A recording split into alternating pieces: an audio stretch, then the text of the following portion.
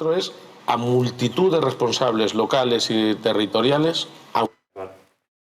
Bueno, pues enseguida les hablamos de todo lo que ha ocurrido con el asunto Leire, que ha sido absolutamente espectacular porque ha sido una semanita absolutamente increíble. Pero estamos muy pendientes de ese paro del día 11 porque va a ser absolutamente clave. Como les estamos contando, jueces y fiscales han decidido parar el próximo miércoles a las 12 de la mañana frente a los juzgados y han llamado a la sociedad civil también a que se sumen para apoyarles, no a ellos, sino a la independencia del Poder Judicial y al Estado de Derecho.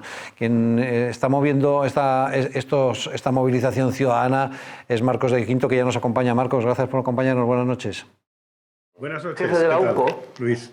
Muy buenas noches. Bueno, una sentencia del Supremo ha dicho que injustamente no se la extendió al general. Creo que va a ser clave, me parece, estamos ¿no? ante un golpe de Estado desde las instituciones.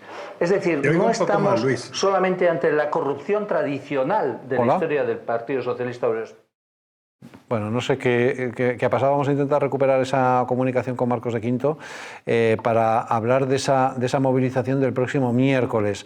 Próximo miércoles a las 12 de mediodía. Es una movilización importante porque se va a producir en toda España, en todas las puertas de todos los juzgados. Todos los jueces van a salir, que son 5.000, más los fiscales y supongo que los funcionarios de las oficinas judiciales saldrán a la calle y creo que mucha ciudadanía también va a acudir a apoyar. Por lo tanto, va a ser una manifestación que va a permear absolutamente toda España. Creo que es absolutamente fundamental. Y a lo mejor, como hemos escuchado antes al señor Villegas, también se produce una huelga judicial que creo que también va a ser muy importante. Aquí de lo que estamos hablando no es de un asunto técnico, no es un asunto de leguleyos, estamos hablando de la independencia del Poder Judicial. O sea, de que si el poder se sobrepasa, tenga un freno que se llama Poder Judicial que le ponga en su sitio, que es el banquillo. Bueno, creo que podemos recuperar esa comunicación con Marcos de Quinto.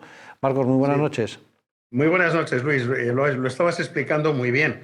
Realmente lo que estamos es viendo una situación donde tenemos un gobierno que es una cleptocracia, que se dedica simplemente pues, a robarnos, y lo digo porque jamás en la historia de nuestro país se ha llegado a los niveles de recaudación de impuestos que ha llegado esta gente, ni a los niveles del dinero que viene de fondos europeos. Luego, si tienen tanto dinero que han recaudado y tanto dinero de fondos europeos, lo que no se explica es que encima estén incrementando la deuda. Y dices, bueno, ¿todo ese dinero dónde está? Porque no está ni en obra civil, no está ni en viviendas sociales, no está en la mejora de las líneas ferroviarias, no está en nada. Entonces, ese dinero está desapareciendo. Y lógicamente lo que hace este gobierno es no solamente robar, sino por otro lado el tratar de prepararse lo que es la impunidad. Y aquí es donde viene este tema de jueces y fiscales, porque lógicamente para prepararse esa impunidad, pues no solamente es que el delito de malversación pues pasa a ser como un delito menor, no solamente ya se hacen con la fiscalía, como no pueden hacerse concretamente con la anticorrupción, crean dos fiscalías anticorrupción. Pero, por otro lado, lo que están es preparando cambios dentro de la ley de enjuiciamiento criminal, donde, por ejemplo, pues, para tratar de abolir lo que es la acusación particular. Luego, si no hay acusación particular y resulta que la Fiscalía ve que no hay caso, pues los casos absolutamente desaparecen. Pero es más, también quieren quitarle a los jueces de instrucción esa capacidad de instruir causas para pasarlas directamente a la Fiscalía que ellos controlan. Y ya por último, pues es esta modificación que están proponiendo para que jueces que no han tenido que pasar por la oposición, jueces que simplemente saquen el carnet progresista, el carnet falsamente progresista, el carnet del PSOE, y que sean de izquierdas, pues que directamente pues, pasen a ocuparse los juzgados. Esto es un absoluto escándalo y eso lo que ha producido es que el día 11 de junio de este mes, pues jueces y fiscales han decidido pues, hacer un paro de 10 minutos, entre las 12 y las 12:10. En este sentido, nosotros lo que estamos proponiendo desde la Plataforma por la España Constitucional, en cuya gestora yo estoy como representante de la Asociación Pie en Pared, pues echarles un cable, porque lo que no podemos es dejar a jueces y fiscales solos. Es decir, aquí no podemos dejar que nos defiendan a pecho descubierto pues, los jueces honestos, los fiscales honestos y la UCO. Yo creo que la sociedad civil, de alguna manera, tenemos que apoyarles o tenemos que, por lo menos, que darle ese calor, el decirles no estáis solos, por lo cual nosotros lo que estamos proponiendo es que de 10 a 10 y 10 todos los españoles en cualquier parte de España que estén, que hagan también un paro, que hablen días antes con sus jefes, que expliquen esta situación dentro de lo que es en nuestras webs. Podéis ver perfectamente los carteles que estamos haciendo para divulgar estas acciones. Aquellos que estén que tengan comercios, pues también que en ese momento realicen un paro. Si hay gente que está en sus casas, que salgan al balcón, que hagan una cacerolada y, por supuesto, todos aquellos que tengan posibilidad de acercarse a los juzgados de su provincia, de la población en la que estén, pues que se acerquen entre las 12 y las 12 y 10 y estén ahí aplaudiendo y dando un apoyo a aquellos jueces y fiscales que en ese momento saldrán a las escaleras de las puertas principales de esos juzgados. Simplemente es una manera de agradecerles la labor que están haciendo, una labor ingrata y que nos están defendiendo a todos. Y aquí pues no hay que dejarles como solos ante el peligro, porque yo creo que en España, más que de solos ante el peligro, somos de Fuenteovejuna. Y yo creo que esa es la reacción que tiene que tener la sociedad española y esperemos que sea generalizada. Eso esperamos, porque creo que va a ser un momento absolutamente clave e histórico, porque hasta donde yo recuerdo creo que nunca ha habido un paro judicial como el que se ha convocado para el próximo miércoles. Sí, yo recuerdo una huelga judicial porque tenían el sueldo congelado desde hacía 10 años, que era una reivindicación legítima, pero profesional o laboral. Pero es que aquí la manifestación, el paro se produce porque entienden legítimamente y con razón que lo que se está produciendo es un ataque a la independencia y, por lo tanto, al Estado de Derecho. Sí, sí, y además, es decir, a protegernos a los españoles. Los españoles necesitamos una justicia independiente para evitar los abusos de esta gentuza que están ahí. Y que, lógicamente, lo único que están tratando de hacer es de blindarse para poder seguir robando y blindarse. Y, entre tanto, pues bueno, nos van distrayendo con otras cosas, con el Valle de los Caídos y con tal, pero en el fondo su esquema es eso, perpetuarse y blindarse. Y, mientras tanto, pues ya vemos lo que hace el círculo más cercano a este hombre, a Sánchez. Marcos, Vox ha apoyado este paro. ¿Crees que el Partido Popular también lo hará? Sí, yo creo que sí. Yo creo que ahora el Partido Popular está un poco centrado en lo suyo, esto del día 8, y yo espero que el Partido Popular lo apoye y que lo apoye también a través de aquellos medios con los cuales simpatiza bastante y que pueda hacerles algún guiño para que también den un poco de publicidad a esta acción de la sociedad civil. Va a ser día absolutamente clave. Marcos, muchísimas gracias, ha sido un placer. Buenas noches. Vale, un placer. Hasta luego. Muchas gracias, Luis. Un abrazo. Bueno, pues con eso nos quedamos. Esa manifestación el miércoles, por supuesto, estaremos contándoselo todos los detalles, porque va a ser un día absolutamente histórico. Si les parece, hablamos de todo el culebrón Leire, que ha sido espectacular. Quiero que recordemos lo que decía Sánchez sobre las cloacas del Estado. Decía que cuando llegó él al gobierno hace 7 años, 7 largos años, todo eso de las cloacas del Estado ya desapareció. Ya era todo limpio, limpísimo. Es que, lo he dicho antes, las cloacas del Estado se fueron por el desagüe de la moción de censura. Y que el compromiso de este gobierno con la regeneración democrática, con la limpieza y con la lucha contra la corrupción es absoluto. Bueno, pues el compromiso con la limpieza es increíble, porque fíjense que Nieto en el ABC, el humorista del ABC, cómo lo decía, hay un manual de resistencia y manual de pestilencia, que creo que representa muy bien la situación. Ahí lo están viendo, porque el manual de pestilencia por supuesto, con Leire Díez, la fontanera que dice que no es fontanera. Bueno, pues esa es la situación. Hay memes, pues se pueden imaginar para todos los gustos, hablan del reino de las charos, etcétera, etcétera, ¿no? Pero creo que lo relevante, ayer lo están viendo, el House of Charos, es que Leire Díaz era la responsable del voto por correo, pero también la que validaba las deudas con los ayuntamientos y comunidades autónomas. O sea, era la fontanera para todo. Ahí están viendo esa imagen, esa información. Pero lo más inquietante, aunque ella lo ha negado, pero se enorgullecía en las redes sociales de que el voto por correo había sido un éxito suyo, es que era responsable del voto por correo en las elecciones del 23. Y esto la verdad es que abre las carnes. Es de una gravedad lo que estamos viviendo inaudita, ¿no?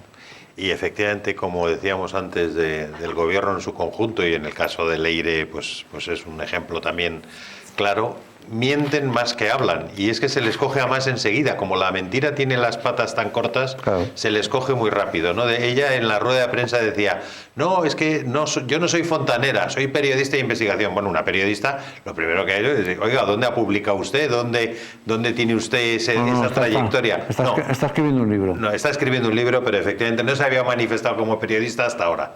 Pero es que además de decir, no soy fontanera, al cabo de unas horas sale una filtración que precisamente que ella misma se define como fontanera, sí, sí, y habla de otros fontaneros que están trabajando en las cloacas del PSOE. O sea, es que encima son hasta malos mintiendo, o sea, no saben ni mentir con una cierta estrategia, no, son inconscientes. Como han mentido tanto, pues claro, ya no pueden distinguir lo que es verdad, lo que es mentira, y entonces pues siguen en esa huida hacia adelante, ¿no? Que les da igual, Gonzalo, que es que cuando le pregunta a Risto, ¿ha sido una negociación? No. Le pregunta por segunda vez en plan San Pedro, ¿ha sido una negociación? No. Por tercera vez, ¿ha sido una negociación? No.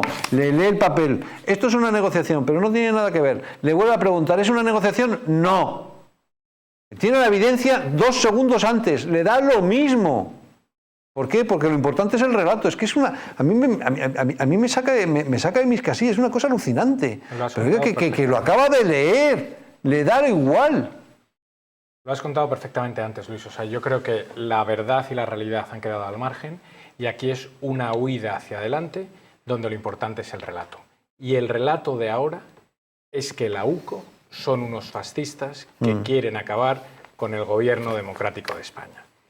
Y aquí los tiempos también son muy importantes, porque cuando se activa y cuándo es la reunión que ha trascendido después, es justo en esos 5 días, al día después de que imputaran a Begoña Gómez, hay una reunión en Ferraz, donde está Leire Díez, donde está Santos Cerdán, para activar las cloacas, que ha dicho antes Gonzalo muy bien, del PSOE y atacar a aquellos que suponen un límite al proyecto de Pedro Sánchez.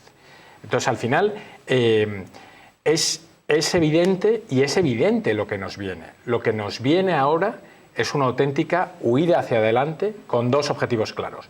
Uno, la UCO, y otro, el Poder Judicial. Claro, por eso cuando Santiago Abascal dice que lo peor de Sánchez está por venir, es eso. Vamos, es un rodillo total, ¿no? Siempre lo ha hecho. En 2016, es que nos tenemos que acordar, además, hemos hablado antes de que Leire Díez era la que manejaba un poco las votaciones. Recordamos que en el año 2016 Pedro Sánchez intentó amañar las elecciones de su propio partido. Le expulsaron de su partido. No lo hizo. Sí, logra movilizarse gracias a los apoyos de Podemos. O sea, siempre la devuelve. Y siempre la devuelve sin ningún límite y con más fuerza. Entonces yo creo que tenemos que estar preparados para lo peor, pero tenemos que compartir el diagnóstico. Y el diagnóstico es el que yo creo que Vox comparte, que esto es una mafia, y el Partido Popular comparte por la mañana, pero no por la noche, ¿no? Entonces yo creo que es muy importante que todo lo que no sea Pedro Sánchez, incluso García Paje, comparta que tenemos delante un gobierno que no es admisible. Y antes comentaba Luis un tema muy importante, el tema de las elecciones del 23 de julio. El 23 de julio hubo un aumento muy significativo, por razones obvias, de la fecha, que no se le ocultan a nadie por qué lo hizo en esa fecha, un aumento muy significativo del voto por correo. ¿Quién trabajaba en ese momento con un alto cargo? Aparte de que el presidente era el anterior director de gabinete de Pedro Sánchez, ¿quién estaba ahí? La fontanera Leire. Y eso no se va a investigar, porque al final manipular sacas de correos para unas determinadas mesas que hagan bailar el escaño en cuestión en las provincias en las que por muy pocos cientos de votos un escaño puede bailar. Lo haces con cirugía y no se nota mucho. Todo eso... Aunque hay cosas que son un poco acantosas, ¿eh? Por ejemplo, Sumar triplica el voto por correo y supera, o sea, consigue voto por correo el triple de Vox, un poco raro, ¿no? Entonces... Y luego resulta que Junts gana en barrios de San Fernando de Cádiz. un poco raro. ¿Por qué no hay una investigación al respecto para ver que todo haya sido transparente y demás? Es decir, el papel de Correos, de los funcionarios de Correos, es gente muy honorable, pero es que también es verdad que siendo gente muy honorable, vieron cómo, con motivo de las elecciones del 23 de julio, llegaban hordas de nuevas contrataciones rápidas, deprisa y corriendo, para reforzar precisamente la gestión del voto por correo. Yo estoy diciendo simplemente, investíguese. No estoy diciendo nada más, que investíguese, porque realmente el voto por correo fue muy significativo y nos estábamos jugando mucho. A mí me gustaría ver qué hubiera pasado si las elecciones se hubieran celebrado en otro momento del año. El problema me temo es que ya es un poco tarde y que ¿sabes? Esos votos ya han desaparecido, sí, no hay cadena de custodia ni nada de nada, ¿no? Y luego además hay precedentes, digo, ahondando un poco en esta preocupación que todos compartimos, y es la relación de José Luis Rodríguez Zapatero, la relación muy cercana con la gente del Grupo de Puebla, que está gobernando en países donde se han verificado auténticos fraudes electorales. Estoy hablando de Venezuela, de Bolivia, de Perú. Tienen una larga experiencia. Bueno, Rodríguez Zapatero se dedica a defender a gente que tiene una larga experiencia en esto. En la manipulación electoral. Entonces, esto desde luego no tranquiliza, y yo creo que todo lo que sea mejorar la integridad electoral va en buen camino. Y otro tema que creo que es interesante también, y ya termino con esto, es el voto rogado. Aquí ha habido una modificación muy importante de la ley electoral que hace que un voto que era absolutamente residual hace 4 años se haya incrementado mucho, porque antes era prácticamente imposible votar fuera, y se hizo así porque había mucho fraude, y en las últimas elecciones y posteriormente mucho más se va a multiplicar ese voto, ¿no? Entonces yo creo que hay ingredientes para que para estar alerta, ¿no? Y añádale al potaje las regularizaciones en el censo en determinados municipios de tamaño medio o en tamaño grande, donde pueden pasar más desapercibidas, regularizaciones que se pueden producir en el censo de una manera muy rara. No. Bueno, y las nacionalizaciones. Además. Y las nacionalizaciones que han sido 2 millones de personas, que se dice pronto.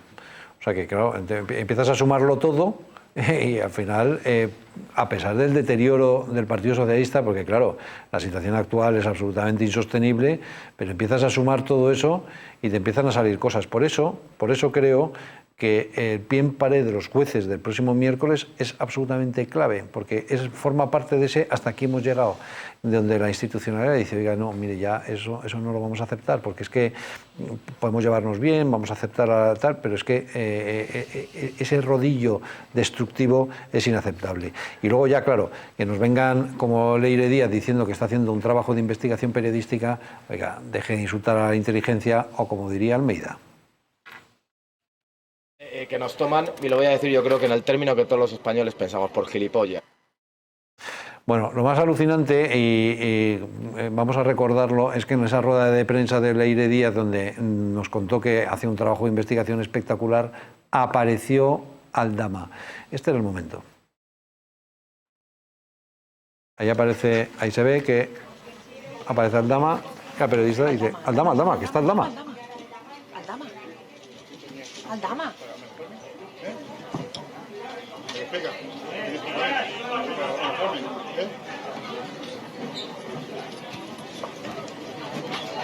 Bueno, ahí están viendo cómo Pedro Dolcet le mete un empujón.